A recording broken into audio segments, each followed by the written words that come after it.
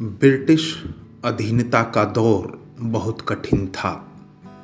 भिन्न भिन्न रूपों में अन्याय, अत्याचार और शोषण दिन प्रतिदिन की घटनाएं थी। पुलिस का व्यक्ति अथवा पुलिस की वर्दी का भय इतना था कि समाज जीवन में लोग पुलिस को देखते ही छुप जाते थे। फिर क्रांतिकारी किस प्रकार से अपने बड़े बड़े कार्यक्रमों को अंजाम तक लेकर जाते थे, यह चिंतनीय है। आज कहानी माला में आपके लिए लेकर आया हूं अज्ञेय की एक महत्वपूर्ण कहानी, पुलिस की सीटी। सीटी बजी। सत्य सड़क पर चलता चलता एकाएक रुक गया, स्तब्ध, बिल्कुल निश्चेष्ट होकर खड़ा रह गया। सीटी फिर बजी। सत्य के हाथ पैर कांपने लगे, टांगें लड़खड़ा सी गई। उसे जान पड़ा मानो अभी संसार में अंधेरा हो जाएगा, पृथ्वी स्थान च्युत हो जाएगी। उसने सहारे के लिए हाथ आगे बढ़ाया। हाथ कुछ थाम नहीं सका, मुट्ठी भर उड़ती हुई हवा को उंगलियों में से फिसल जाने देकर खाली ही रह गया। तब सत्य ने समझ लिया कि वह गिरेगा, गिरकर ही रहेगा। उसने आंखें बंद कर ली। 1 साल पहले पार्क में सत्य धीरे धीरे टहल रहा था। उसके हृदय में जो व्यग्रता भर रही थी, उसे किसी तरह वह छिपा लेना चाहता था, लेकिन वह छिपती नहीं थी। इस पर उसका मन एकाएक झल्ला उठता था, क्योंकि वह तो क्रांतिकारी है। उसकी तो पहली सीख ही यह है कि अपने उद्वेगों को प्रकट मत होने दो। जो आत्मिक शक्ति उद्वेग पैदा करना चाहती है, उसे क्रिया शक्ति में, कठोर कर्मठता में परिवर्तित कर दो। फिर उसी झल्लाहट से वह उद्वेग और भी प्रकट हो गया सा जान पड़ता, और सत्य जरा तेजी से टहलने लग जाता। विस्तृत हरियाली के परले पार से एक आदमी निकलकर सत्य की ओर जा रहा था। जब वह सत्य के बिल्कुल निकट आ गया, तब सत्य ने धीरे से कहा, कहिए। और फिर दोनों बाह में बाह डाले एक घने छायादार वृक्ष की ओर चल पड़े। क्या क्या समाचार है? सत्य जल्दी जल्दी अपनी बातें कहने लगा। समाचार उसके पास अधिक नहीं थे, लेकिन इस मितभाषी प्रचंड कर्मी नेता चूड़ामणि के प्रति उसमें इतनी श्रद्धा थी कि उसके प्रत्येक आदर्श को वह एक सांस में ही पूरा कर डालना चाहता था। अभी उसकी कोई बात पूरी नहीं हुई थी कि चूड़ामणि ने उसे टोक कर शांत किया, किंतु फिर भी न जाने क्यों अधिकार भरे स्वर में कहा, अच्छा, मेरे पीछे पुलिस है। मेरे यहां होने का तो पता था ही। आज एक आदमी ने शायद पहचान भी लिया है। पुराना दोस्त था, कुछ गड़बड़ हो सकती है। सत्य ने अचानक कहा, तो मैं उसके लिए तैयार हूं। तुम हो कि नहीं? तुम्हें अभी यहां से निकल जाने के लिए तैयार होना चाहिए। एकाएक सत्य को लगा कि पार्क में कहीं कुछ शंकनीय बात है। अकारण ही उसके मन में घिर गए होने का थोड़ी सी घबराहट का भाव उदित हुआ। जो लोग खतरे में रहते हैं वही इस तर्कातीत भावना को समझ सकते हैं, बल्कि वे भी सदा नहीं समझते। सत्य भी नहीं समझ सका कि वह ऐसा शंकित और कंटकित क्यों हो उठा है। उसने अनिश्चित स्वर में कहा, मुझे शक होता है कुछ गड़बड़ है। चूड़ामणि स्थिर दृष्टि से हरियाली के पार तीव्र गति से पेड़ों के झुरमुट की ओर जाते हुए एक मानवीय आकार की ओर देख रहे थे। आंखें उधर गड़ाए हुए ही बोले, तुम्हें शक है? मुझे निश्चय है। उस आदमी को मैं जानता हूं। अभी 5 मिनट के अंदर कुछ होगा। इधर आओ। चूड़ामणि उठकर पेड़ के तने की ओट हो गए। सत्य भी पीछे पीछे हो लिया। इस तरफ पेड़ के पीछे एक पत्थरों की दीवार थी। दीवार के दूसरी ओर एक खाई जिसमें बरसाती पानी भरा हुआ था। चूड़ामणि ने कहा, अभी जो कुछ होने वाला है उससे चौंकना मत। उसका संबंध मुझसे है, मुझसे है, मुझी से है। तुम सुनो, तुम्हें क्या करना है, और सुनकर यहां से। तभी सीटी बजी। एक बार, दूसरी बार कुछ अधिक तीखी, फिर एक साथ सीटियां। वातावरण मानो सांपों की फुंकार से सजीव होकर चीख उठा हो। चूड़ामणि ने अपने कपड़ों के भीतर से 2 रिवॉल्वर निकाले और दोनों के चैम्बर जांच कर सन्नद्ध होकर बैठ गए। सत्य ने देखा, सामने एक झुरमुट की आड़ में 3-4 व्यक्ति छिपी छिपी दिख न सकने वाली किसी छठी इंद्रिय से जानी जाने वाली गति, फिर इस्पात की सी नीली सी चमक। मेरे ठीक पीछे खड़े रहो, पेड़ के इधर उधर न होना। सत्य ने आज्ञा का पालन किया। सरसराती हुई एक गोली उसके पास से निकल गई। ठीक, शुरू है। एक और गोली, फिर एक साथ सनसनाती हुई कई गोलियां। अब मेरी बारी है। 1 2 3। दूसरी ओर से कराहने की आवाजें और उसके बाद गोलियों की तीव्र बौछार। लो, और चूड़ामणि ने भी 3-4 फायर और किए। लो, इसे भरो। रिवॉल्वर सत्या को थमाकर वह दूसरे रिवॉल्वर से निशाना साधने लगे। हाँ सुनो, तुम्हें यहां से सीधे कानपुर जाना होगा। वहां विश्वनाथ से मिलो, उसे एक पत्र देना है। मेरी बाईं जेब से निकाल लो और कहना कि इसमें दी हुई हिदायतों के अनुसार वह काम करे। पते भी इसी पत्र में दिए हुए हैं। पढ़ने की विधि वह जानता है। 2-1 गोलियां चलाकर वे फिर कहने लगे, वहां से फिर यहां लौटकर आना, पर बहुत जल्दी नहीं, और गरिमा से मिलना। उसे मैं कह आया था कि जब तक मेरा आदेश न हो वहां से टले नहीं, और अब मैं आदेश देने नहीं जा सकूंगा। उनकी हंसी बिल्कुल खोखली थी। उसे कहना कि यहां से टल जाए, लेकिन तुम उसे पहचान तो लोगे ना? एक ही बार देखा है। हां, सत्य को याद आ गया। गरिमा चूड़ामणि की बहन थी और विधवा थी। उसका पति चूड़ामणि के क्रांतिकारी दल की ओर से किसी आक्रमण की तैयारी में अकस्मात विस्फोट हो जाने से मर गया था। वही उस आक्रमण का नेता था, इसलिए उसकी आकस्मिक मृत्यु से सबके हौसले पस्त हो गए थे। लेकिन गरिमा ने कहा, उनका काम मैं पूरा करूंगी, और अगर उनके चले जाने से लोगों के हौसले टूट जाएंगे तो मैं उनकी मृत्यु को अत्यंत गुप्त रखूंगी। उसका किसी को पता भी नहीं लगेगा। मैं अपने मन, वचन और कर्म के जोर से लोगों के सामने उन्हें जीवित रखूंगी।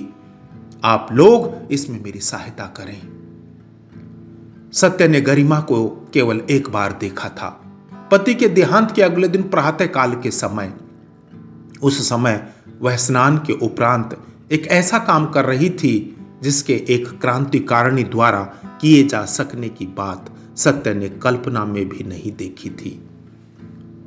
वह मांग में सिंदूर भर रही थी। सत्य ने जब जाकर उससे अपना संदेश कहा था, तब वह मुस्कुरा भी सकी थी। पहचान लूंगा, एक ही बार देखा है। वह वैसे 2 बार दिखता कौन है? लेकिन क्या? लेकिन यदि मैं पहुंच न सका तो? सकना क्या होता है? मैं कहता हूं कि पहुंचना होगा तो पहुंचना होगा। तुम्हें नहीं, मेरे संदेश को। होना न होना, संभव होना, यह आदमियों के साथ, जीवन के साथ है। कर्तव्य के साथ एक ही बात होती है, होना। चाहे किसी तरह, किसी के हाथ।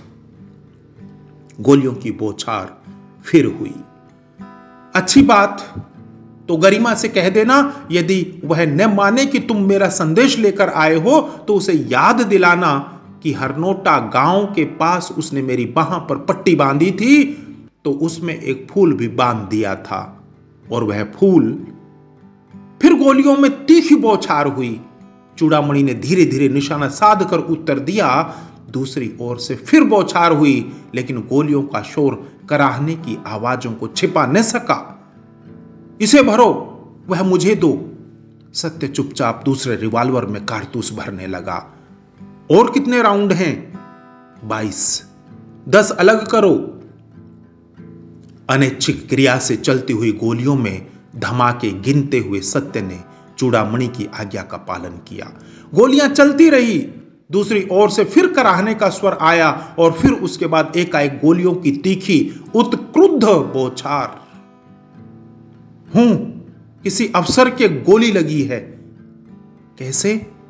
देखते नहीं कैसा क्रुद्ध और बेअंदाज फायरिंग हो रहा है। क्षण भर की नीरवता, जिसे एकाध गोली ने जरा सा कंपा सा दिया। इसे भरो, बाकी 4 राउंड अपनी जेब में डाल लो। सत्य ने वैसा ही किया। बाकी 12 मेरे आगे रख दो। यंत्र चालित से सत्य ने यह आदेश भी पूरा किया। अब तुम्हारे जाने का वक्त आ गया, जाओ। उफ! एक गोली चूड़ामणि की दाहिनी बाह में कलाई से कुछ ऊपर लगी थी। यह तो ठीक नहीं हुआ। खैर, उन्होंने दूसरा हाथ सत्य की ओर बढ़ाया। वह भरा रिवॉल्वर मुझे दो और यह खाली कारतूस तुम ले जाओ, भागते भागते भर लेना। पर इसकी अनसुनी करते हुए चूड़ामणि ने कहा, यहां से पेड़ की आड़ रखते हुए ही दीवार के पास जाओ, वहां झाड़ी के पीछे झुककर गोली की मार से बाहर हो जाना। बस फिर दौड़ना, निकल जाओगे। पर आपको छोड़कर? जाओ, कारतूस थोड़े हैं और मेरा बायां हाथ है। जाओ, मैं कहता हूं, चले जाओ। सत्य अत्यंत अनिच्छापूर्वक हटने लगा। झाड़ी के पास पहुंचकर उसने लौटकर देखा। रिवॉल्वर में कारतूस भरते समय चूड़ामणि के एक और गोली लगी थी। भैया प्रणाम, भराई हुई आवाज में सत्य ने पुकारा। हूं, अभी यही हो? मेरी आखिरी फिल है। सत्य दीवार के नीचे पहुंच गया। अब दौड़कर गोलियों की मार से बाहर निकल जाना ही शेष था। दौड़ने से पहले उसने एक बार फिर लौटकर देखा। गए? चूड़ामणि एकाएक पेड़ की आड़ में से निकलकर खुले में आ गए थे। निशाना साध कर गोली चलाते हुए आगे बढ़े जा रहे थे।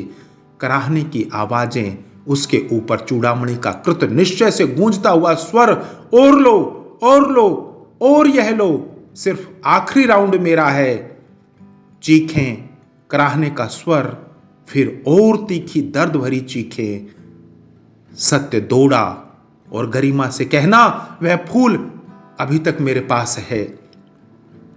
भागते हुए सत्य ने गोली का एक दबा हुआ सा स्वर सुना, मानो नली शरीर के बहुत नजदीक रखकर रिवॉल्वर चलाया गया हो। उसके बाद गोलियों की लगातार कई मिनट की तीखी बौछार, फिर सीटियां, तीखी कर्कश सीटियां, और खाई का एक छोटा सा पुल, फिर सड़क का एक मोड़, और फिर नीरवता, एकदम अखंड नीरवता, केवल उसके पैरों का धम धम और उसके हृदय का धक धक स्पंदन। सीटी फिर बजी, तीखी और कर्कश। जितना ही सत्य का शरीर अवश्य जड़ित होता जाता था, उतना ही उसका मन अवश्य गति से दौड़ रहा था।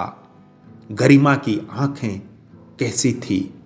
गति नहीं थी, ज्योति नहीं थी, थी एक भीषण जड़ता, एक साहस रोमांचित कर देने वाली प्राणहीन स्थिरता। और वह वैसे ही निष्प्राण स्वर से सत्य की कही हुई बात का एक एक वाक्य उसके पीछे दोहराती जा रही थी। एक अबोध पक्षी की तरह उसे बोलने को जबान तो है, लेकिन समझने को मस्तिष्क नहीं। पट्टी बांधी थी तो एक फूल भी बांध दिया था। हां, बांध दिया था। कहा था, मेरे आदेश के बिना कहीं मत जाना। हां, कहा था। उससे कहना, वह फूल अभी तक मेरे पास है। आखिरी राउंड। हां, जब सत्य को जान पड़ा था कि गरिमा कुछ देर भी और ऐसे रही तो वह या तो अपना सिर फोड़ लेगा या उसे मार डालेगा। इतना अमानुषी थी वह परिस्थिति। तभी उसकी आंखों में एक आंसू आया था। एक ही आंसू, दूसरा नहीं आया था, और पहला आंख से टपका नहीं था।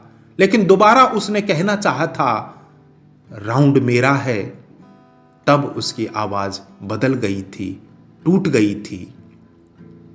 आज 1 साल बाद भी क्यों वह आंसू भरी आंख सीटी फिर बजी, अब की बार सत्य के बहुत ही निकट, इतने निकट कि उसकी घबराहट दूर हो गई, हाथ पैर कांपने बंद हो गए। उसने आंखें खोली कि अब तो वह घिर ही गया, उसकी बारी आ ही गई। क्या हुआ 1 साल बाद आई तो? क्या हुआ ऐसी घटना पूर्ण खिंचाव भरे 1 साल बाद आई तो? लेकिन आज 1 साल भी बाद क्यों वह आंसू भरी आंख? एक छोटा सा लड़का सत्य के आगे खड़ा था, उसके हाथ में चमकता सा कुछ था। सत्य को एकाएक लगा कि वह बेवकूफ है, परले दर्जे का बेवकूफ, वज्र मूर्ख है। उसने हंसना चाहा, लेकिन हंसी उसके गले के भीतर ही सूख गई। अपने आप को और भी अधिक बेवकूफ अनुभव करते हुए अटकती हुई जबान से उसने किसी तरह कहा, ओ बच्चे, तुम। बच्चे ने सीटी मुंह में डालते हुए संदेह भरे स्वर में पूछा, क्या तुम? धन्यवाद। आशा करता हूं कि आपको यह कहानी पसंद आई होगी। वर्ष 1938 में लिखी हुई यह कहानी क्रांतिकारियों, स्वतंत्रता सेनानियों के जीवन का जीवंत दस्तावेज है, जहां हर समय उनके पीछे गोलियों की आवाजें होती थी, हौसले टूटते नहीं थे, गति रुकती नहीं थी, सांसों की गति भले ही रुक जाए। नमस्कार।